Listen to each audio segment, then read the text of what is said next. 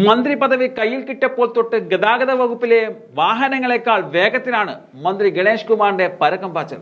സത്യത്തിൽ മുൻ മന്ത്രിക്കുള്ള ഒരു കൊട്ടുകൂടിയാണോ ഇത് എന്ന് സംശയിക്കുന്ന തരത്തിലാണ് ഗണേഷിന്റെ ഓരോ നീക്കവും.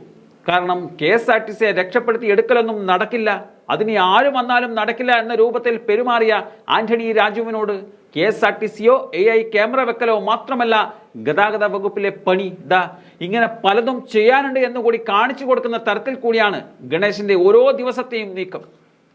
അതിലിപ്പോൾ വന്നിരിക്കുന്നതിൽ ഫ്രീക്കന്മാരെയും കൂടി ഗണേഷ് കുമാർ ഉൾപ്പെടുത്തിയിരിക്കുകയാണ്.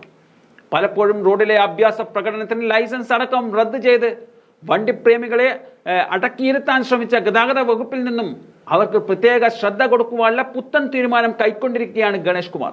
അതായത് ഫ്രീക്കന്മാരെ അവഗണിക്കില്ല എന്നും അവരുടെ കഴിവുകൾ കാണിക്കാൻ പ്രത്യേക സ്ഥലം കണ്ടെത്തണമെന്നും ഗതാഗത മന്ത്രി കൃത്യമായി തന്നെ പറയുകയാണ്.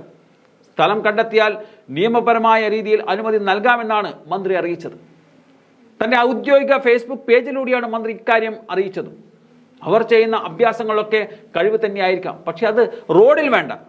സ്ഥലം കണ്ടുപിടിച്ചറിയിച്ചാൽ തക്കതായ ഇൻഷുറൻസും കാര്യങ്ങളും ഉണ്ടെങ്കിൽ അനുവദിക്കും. എന്നാൽ റോഡിൽ അഭ്യാസം പാടില്ല. ഓരോ ജീവനും പ്രാധാന്യം നൽകുകയാണ് സർക്കാർ ലക്ഷ്യമെന്നാണ് ഇതുമായി ബന്ധപ്പെട്ട് അദ്ദേഹം പറഞ്ഞു വെച്ചത്. അതോടൊപ്പം തന്നെ ലോറികളിലെ നമ്പർ പ്ലേറ്റ് വിസിബിൾ ആയിരിക്കണമെന്നും അദ്ദേഹം എടുത്തു പറയുന്നുണ്ട്. കഴിഞ്ഞ ദിവസമാണ് തോന്നിയ വഴിക്ക് ഇനി ലൈസൻസ് ഒന്നും കിട്ടില്ല എന്നും ചുമ്മാ 10ഓ 12ഓ ഉത്തരം ശരിയായാലൊന്നും ലേണേഴ്സും പാസ്സാകില്ല എന്നും മന്ത്രി പറഞ്ഞത്. മാസങ്ങൾക്ക് മുമ്പ് ആന്റണി രാജു അതേ മന്ത്രി കസേരയിൽ ഇരുന്നപ്പോഴും ഈ കാര്യങ്ങളൊക്കെ ഇവിടെ ഉണ്ടായിരുന്നെങ്കിലും ഒന്നും ആന്റണി രാജു കണ്ടില്ലേ കേട്ടില്ലേ എന്ന ചോദ്യമുന കൂടി ഇപ്പോഴത്തെ ഓരോ പരിഷ്കാരത്തിലൂടെയും തെളിഞ്ഞു കാണുകയാണ്.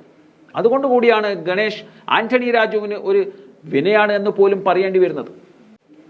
ആദ്യപാദത്തിൽ AI അടക്കമുള്ള തന്റെ നേട്ടങ്ങളൊക്കെ എടുത്തു പറഞ്ഞ് ശമ്പള കുടിശ്ശികയും തീർത്തു എന്നൊക്കെ പറഞ്ഞ് പടിയിറങ്ങിയ ആന്റണിക്ക് മുന്നിലേക്കാണ് ഇങ്ങനെയും കൂടി ചെയ്യണമായിരുന്നു, അതായിരുന്നു സത്യത്തിൽ ചെയ്യേണ്ടിയിരുന്നത് എന്ന് ഗണേഷ് പറയാതെ പറയുന്നത്.